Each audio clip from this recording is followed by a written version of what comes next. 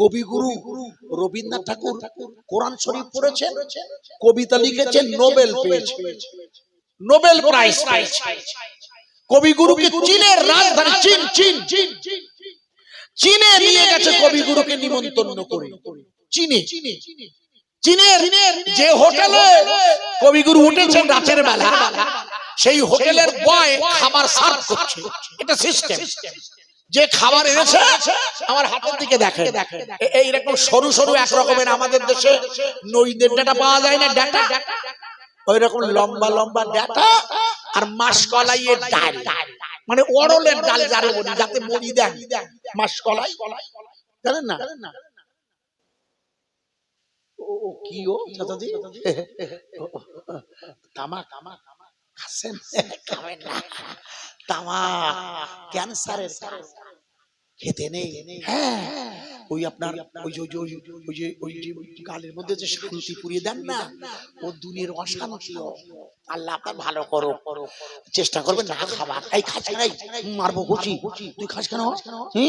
তেরঙা, গুটখা, গাবা, খবরদার খাবে না, একদম খাবে না। শুনুন না, তা কবিগুরুকে রাতের বেলা হোটেলে ভাত দিয়েছে, কবিগুরু খাচ্ছে কি সরু সরু ডাটা আর ডাল, দারুণ রান্না। জিজ্ঞেস করছে, what is the vegetable soup? এই ভেজিটেবল স্যুপটার নাম কি? বলে, sir, it is the name was Chingchongchu. কবিগুরু বলছে, হোয়াট ইজ চিংচংচু? বলে, স্যার, এই তরকারিটার নাম হচ্ছে চিংচংচু।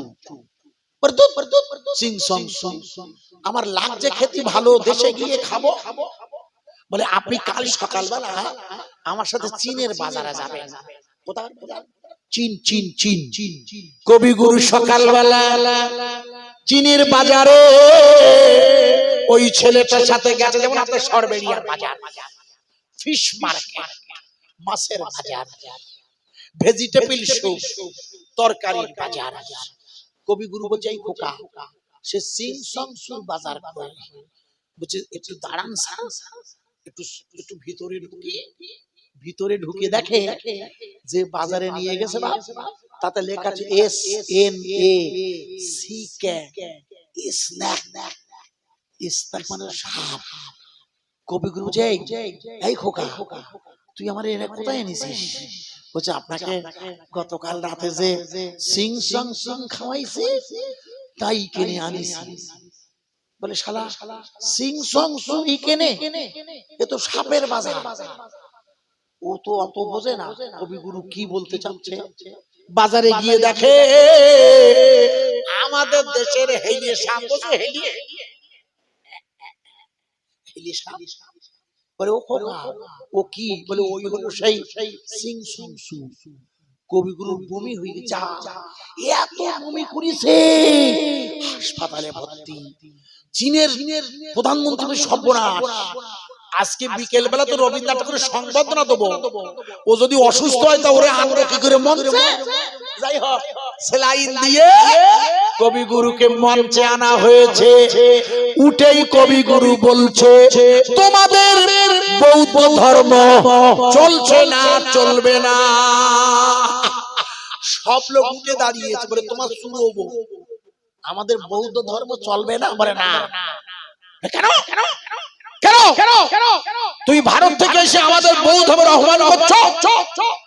বলে, শোনো, আপনাদের বৌদ্ধ দেব কপিলা বস্তুর রাজা, শুদ্ধোধনের পুত্র, যার অপর নাম সিদ্ধার্থ, যিনি ধর্মের নিয়মে বলে দিয়েছে জীব হত্যা মহাপাপ, জীব মারা যাবে না, জীবের মধ্যে শিব।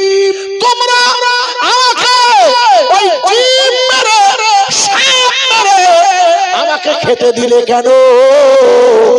ওটা তো বৌদ্ধ ধর্মের বিরোধী। তাই তোমাদের ওই বৌদ্ধ ধর্ম চীনের জমিনে চলতে পারে না। সাংবাদিকেরা প্রধানমন্ত্রী জিজ্ঞেস করলে তাহলে পৃথিবীতে মানুষের জন্য কোন ধর্ম চলতে পারে?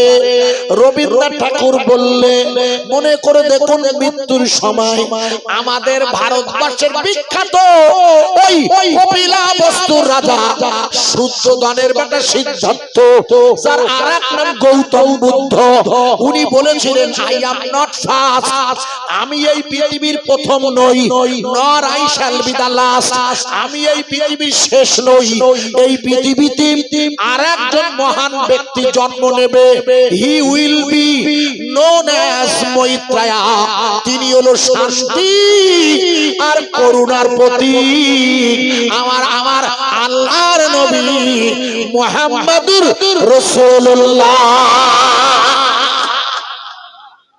জোরে বলুন, আরো জোরে বলতে পারেন, আরো জোরে বলেন।